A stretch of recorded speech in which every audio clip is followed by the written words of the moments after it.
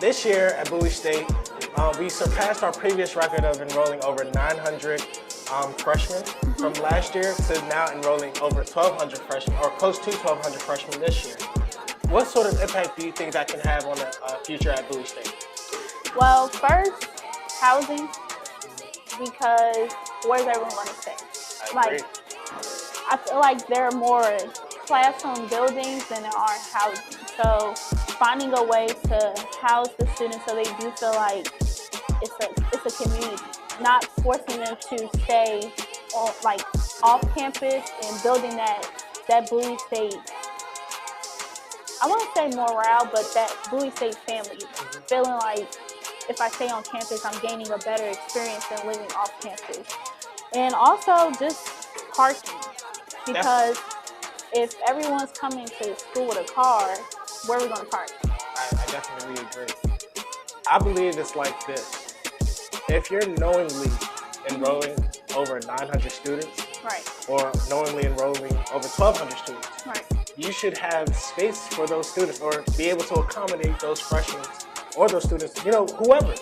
Because right, you're knowingly admitting them. And I think also because Bowie State has rolling admissions, it causes more students to say, okay, well, if I have this money set aside and it's already in my financial aid for me to stay on campus, I might as well just stay on campus. But, okay, now I'm forced with an issue. Well, on campus is full. But I don't have a car, so now I have to stay off campus. Yes. So then what options am I given? So just trying to weighing out what's more important. Somewhere for your students to stay and feel comfortable, or making them stay halfway across campus or the county, just to accommodate the amount of students that we enroll in the school. I just look at other University of Maryland systems, such as the UMBC or University of Maryland, College Park, which is down the street. They're always building something. And for the land that Bowie has, it's mind-boggling to understand how it is that we're not always building new buildings. We've been around since 1865. I don't know how many buildings there were in 1865, but I know there ain't that many buildings now. Right. So there's plenty of space. We can consolidate and start closing down the old buildings to renovate them, to make them serve more of a purpose. You don't have to knock it down, but if you extend it and just give it more, why not?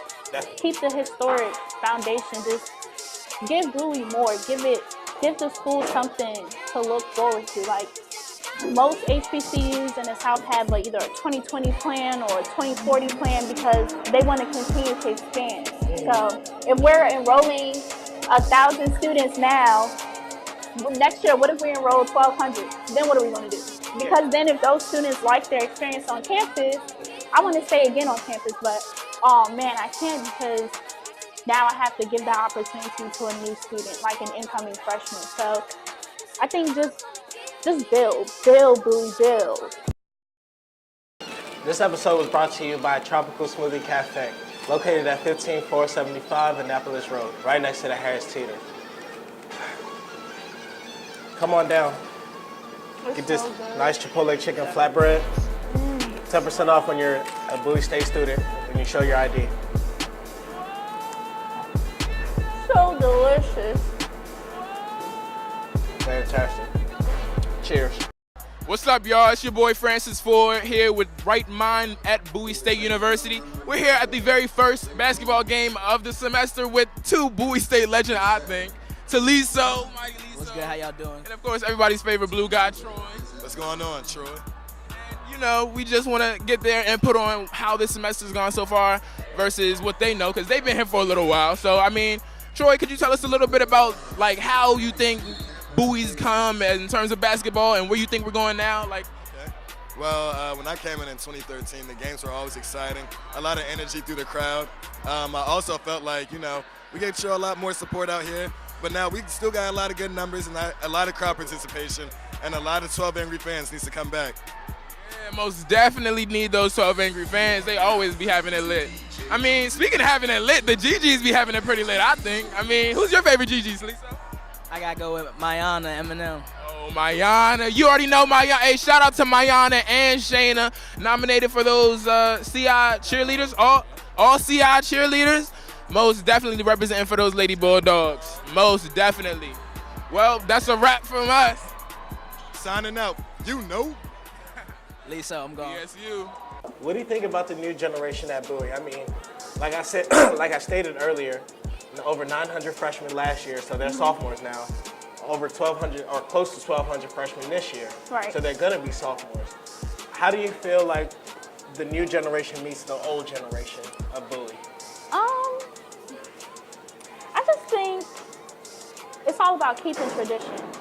Like, no matter what generation you are, you just have to keep that tradition. And I think tradition starts when you come in. So just experiencing that on-campus living, that's tradition. Like, eating in a cab, having a meal plan, that's tradition. Like, going to different events is a tradition. So just instilling that tradition in each generation that comes in, I feel like nothing but greatness. Now, when I look at other HBCUs, such as a Grambling, a FAMU, SMU, Texas A&M, NCAT, you know, these different universities are so historic in their own right, that, you know, a lot of our other HBCUs around us, such as Morgan, Keepin, whoever, we all have, you know, typical standards such as like Soul Food Wednesdays or Professional Wednesdays, you know, Rep Your School Fridays. Do you think that Bowie is getting away from that, or do you think Bowie is now making a prominence to it? As a transfer student, I didn't know anything about the Rep Your School Friday, but I know that every HBCU has Fried Chicken Wednesday, Fried Fish Friday. So I just think it starts with just the school, like the students, the SGA. Just making every student aware of the tradition of the school. So this way when you come in, you don't feel lost, you don't feel like you're an outsider, because now this is your new home. This is where I want to call home now, so I want to know more about my school, but there's no one there to tell me. How can I know? You're right about that, definitely.